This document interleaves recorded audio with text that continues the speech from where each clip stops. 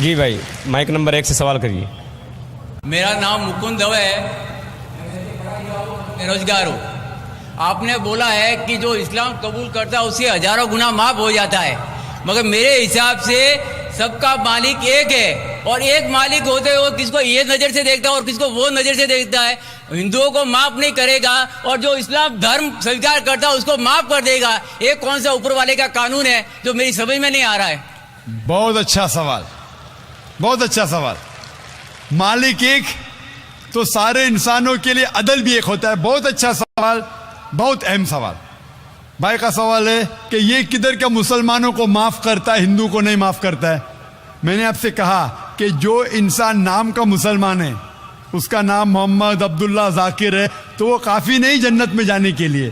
مسلم کا مطلب وہ انسان جو امن حاصل کرتا ہے اپنی خواہش اپنی مرضی سے خدا کے احکامات پہ عمل کرنے کے بعد.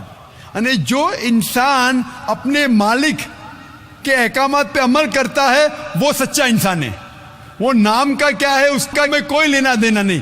یہاں میں کہہ رہا ہوں کہ جو انسان اللہ کے علاوہ کسی کے ساتھ شرک کر رہا تھا, آج شرک کرنا چھوڑ دیا, آج اس کے گناہ معاف ہوں گے. چاہے کوئی بھی ہو.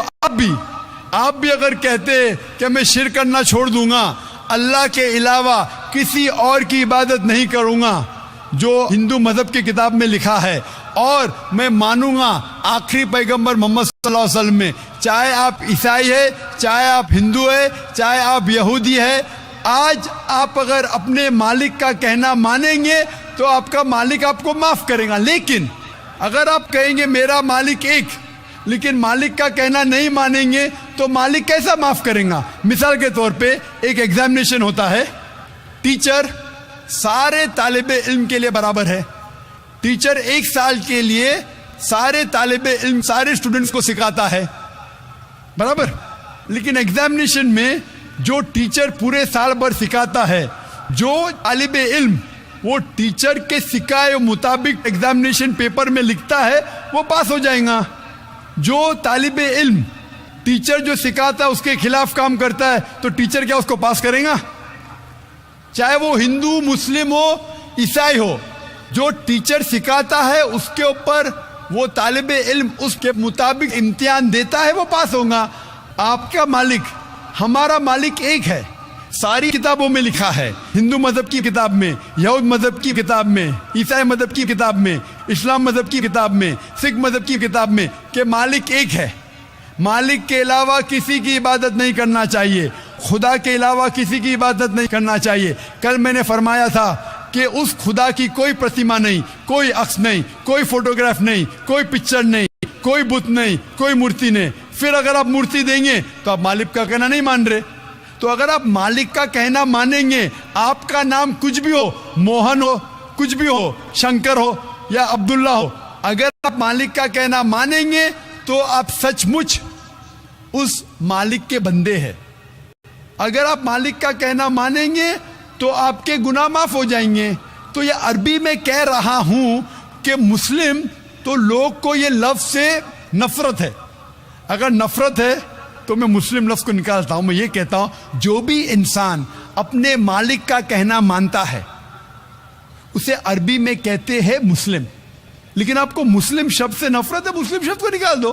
میں یہ کہوں گا جو خدا کے احکامات پہ عمل کرتا ہے, خدا کے کلمات پہ عمل کرتا ہے, یہ مانتا ہے کہ خدا ایک ہے, اس کے علاوہ کسی کی پوجا نہیں کرنا چاہیے, وہ انسان کے گناہ وہ مالک معاف کریں گا.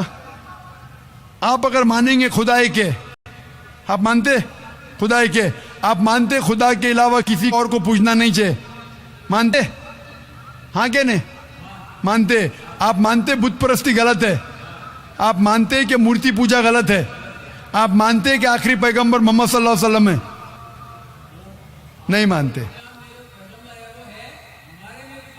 بولتے جیسے شیو شنکر کو پیغمبر بولتے ہیں, جیسے سائی بابا کو یہ سب جو پیغمبر ہو گئے, یہ ہر فرشتے ایسے ایسے آتے گئے. آپ نے میری 15 تاریخ کی تقریر سنی؟ میں نے نہیں سنا. محمد صلی اللہ علیہ وسلم کا ذکر مختلف مذہبی کتابوں میں, آپ کا سیٹ لیجئے, میری تقریر ہے محمد صلی اللہ علیہ وسلم کا ذکر مختلف مذہبی کتابوں میں. اس میں نے ثابت کیا ہوں کہ مذہبی کتاب بدلنے کے باوجود سب مذہبی کتاب میں لکھا ہے کہ آخری پیغمبر آنے والے ہیں.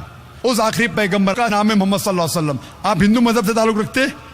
ہندو مذہب کی کتاب میں لکھا ہے بھوشیہ پرانا پرو 3 کھنڈ 3 ادھیے 3 شلوکا 5 سے 8 میں لکھا ہے بھوشیہ وانی محمد صلی اللہ علیہ وسلم کی. آپ پڑھیں گے بھوشیہ پرانا پرو 3 کھنڈ 3 ادھیے 3 شلوکا 10 سے 27 میں محمد صلی اللہ علیہ وسلم کا ذکر ہے. آپ کنٹب سکتا پڑھیے اتھروا وید میں لکھا ہے کتاب نمبر 20 ہم نمبر 127 شلوکا نمبر 1 سے 14 میں لکھا ہے محمد صلی اللہ علیہ وسلم کے بارے میں. آپ پڑھیے اتھروا وید کتاب نمبر 20 ادھیے نمبر 21 شلوکا نمبر 6 اور 7 میں محمد صلی اللہ علیہ وسلم کا ذکر ہے. محمد صلی اللہ علیہ وسلم کا ذکر ہے سام وید میں احمد جیسا سام وید اتر چک منترا نمبر 1500 لکھا ہے. یجروید میں ادھیائے نمبر 31 شلوکا نمبر 18 میں. آپ پڑھیں گے رگ وید کتاب نمبر 8 ادھیائے نمبر 6 ورس نمبر 10 میں. آپ اگر پڑھیں گے اتھروا وید کتاب نمبر 8 ادھیائے نمبر 5 شلوکا نمبر 16 میں محمد صلی اللہ علیہ وسلم کے بارے میں احمد لکھا ہے. اتھروا وید کتاب نمبر 20 ہم نمبر 126 ورس نمبر 14 میں کئی جگہ لکھا ہے ناراشنسا. ناراشنسا مطلب وہ آدمی جو پرشنسا کے لائق ہے. اس کا عربی میں ترجمہ ہوتا ہے محمد. محمد صلی اللہ علیہ وسلم کا نام سے ذکر ہے ہندو مذہب کی کئی کتاب میں. رگ وید کتاب نمبر 1 ہم number 13 verse number 3 Rig Veda کتاب نمبر 1 ہم number 18 verse number 9 Rig Veda book number 1 ہم number 106 verse number 4 Rig Veda book number 1 ہم number 142 verse number 3 Rig Veda book number 2 ہم نمبر 3 ورس number 2 Rig Veda book number 5 ہم نمبر 5 ورس number 2 Rig Veda book number 7 ہم نمبر 2 ورس نمبر 2 رگ وید بک number 10 hymn number 64 verse number 3 Rig Veda بک number 10 hymn number 182 verse number 2 Yajurveda chapter number 20 verse number 55 Yajurveda chapter number 20 verse 37 Yajurveda chapter number 20 verse 57 Yajurveda chapter 21 verse number 31. میں صرف حوالے دے سکتا ہوں آپ کی کتابوں میں سے صرف گھنٹوں تک جس میں لکھا ہے محمد صلی اللہ علیہ وسلم آخری پیغمبر ہے. آج جو اسلام قبول کر رہے ہیں ان کو یہ سمجھاؤ کہ اسلام دھرم کیا ہے. ان کو وہ سمجھ میں میرے بھی سمجھ میں نہیں آ رہا تھا اسلام بولتے کس کو آپ نے کہا کہ جو لوگ اسلام قبول کر رہے انہیں سمجھاؤ اسلام دھرم کیا ہے. آپ نہیں سمجھے, وہ لوگ سمجھے اس لیے تو اسلام قبول کیے. آپ بھی سمجھیں گے آپ بھی قبول کریں گے. یہ 10 روزہ کانفرنس جو تھا ہمارا مقصد تھا بتانے کے لیے سارے انسانوں کو اسلام کیا ہے. یہ میڈیا جو اسلام کو پیش کر رہی ہے یہ توڑ مڑوڑ کے پیش کر رہی ہے. ہمارا مقصد ہی تھا بتانے کے لیے سارے انسانوں کو اسلام کیا ہے. اگر آپ اسلام کو نہیں اب تک جانے تو بے شک قبول مت کرو. جب بھی پہچان لیں گے اسلام کو تو انشاءاللہ آپ بھی شہادت دیں گے. میری دعا ہے اللہ سبحانہ و تعالیٰ سے, اس مالک سے کہ آپ کو ہدایت دے کہ آپ یہ مانیں کہ اللہ ایک ہے, اللہ کے علاوہ کوئی معبود نہیں اور محمد صلی اللہ علیہ وسلم آخری پیغمبر ہے. میں کہوں گا والنٹیئر سے کہ آپ کو میری DVD دے. محمد صلی اللہ علیہ وسلم کا ذکر مختلف مذہبی کتابوں میں, اس میں سارے حوالے ہیں, اور ایک خصوصاً تقریر ہے محمد صلی اللہ علیہ وسلم کا ذکر ہندو مذہبی کتاب میں, صرف ہندو مذہب میں. آپ اس کو دیکھو اور انشاءاللہ آپ اس بات کو تسلیم کریں گے آج نہیں تو کل کہ اللہ ایک ہے, اس کے علاوہ کوئی معبود نہیں اور محمد صلی اللہ علیہ وسلم آخری پیغمبر ہے. بہت سے لوگ کو غلط فہمی ہے کہ اسلام دھرم 1400 سال پہلے آیا. اسی لیے قرآن مجید میں لکھا اللہ نے ایک ہی دین بھیجا, ایک ہی دھرم بھیجا, وہ ہے امن حاصل کرنا اللہ سبحانہ و تعالیٰ کے احکامات کے مطابق. اور اللہ سبحانہ و تعالیٰ نے ہر دور میں پیغمبر بھیجے, لیکن جتنے بھی پیغمبر آئے تھے وہ صرف اپنے وقت کے لیے محدود تھے اور اپنے لوگوں کے لیے تھے. اور جب بھی پیغمبر بھیجے, جب بھی کتاب نازل ہوئی, لوگوں نے کتاب کو بدلا اور اس میں تبدیلی لائے اور ایک نیا مذہب پیدا ہو گیا, ایک نیا دین پیدا ہو گیا. تو اللہ نے ایک نئی کتاب بھیجی, نیا پیغمبر بھیجا, لوگوں نے اس کے اوپر عمل کیا. پھر چند سال کے بعد 10 سال 20 سال 50 سال 100 سال کے بعد اس میں تبدیلی آئے, لوگوں نے اپنے فائدے کے لیے اسے بدلا اور ایک نیا مذہب پیدا ہو گیا, ایک نیا دھرم پیدا ہو گیا. اس طریقے سے اللہ نے کئی کتابیں نازل کی, لیکن اللہ سبحانہ و تعالیٰ نے آخری پیغمبر محمد صلی اللہ علیہ وسلم اور آخری کتاب آخری وہی قرآن مجید 1400 سال پہلے بھیجی. لیکن اس میں یہ کہا گیا ہے کہ ہر قوم میں ہم نے پیغمبر بھیجا, ہر قوم میں, تاکہ کوئی یہ نہیں کہہ سکے کہ مجھے پیغام نہیں ملا.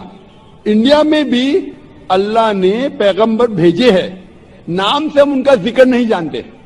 کہ اللہ اگر چاہے تو سارے انسانوں کو مسلمان بنا سکتا ہے, لیکن پھر ٹیسٹ کیا ہے؟ اگر ٹیچر چاہے تو سارے اسٹوڈنٹ کو پاس کر سکتا ہے, لیکن ٹیسٹ کیا؟ ٹیسٹ یہ وہ ٹیسٹ ہو رہا ہے اب. لیکن اللہ سبحانہ و تعالیٰ نے کیوں انسان کو جب پیدا ہوا لڑکا تو ختنے کے ساتھ کیوں نے پیدا کیا؟ یہ اللہ کے رسول کی سنت ہے. انہوں نے کہا کہ لڑکے کی ختنہ ہونا چاہیے. اللہ تعالیٰ دیکھنا چاہتا ہے کہ آپ اس کے پیغام پہ عمل کرتے ہیں کہ نہیں, اس کے پیغام پہ عمل کرتے ہیں کہ نہیں. مثال کے طور پہ کئی چیز اللہ نے بنائی. زہر, آپ پوچھیں گے کہ زہر پینا حرام ہے, تو اللہ نے زہر کیوں بنائی؟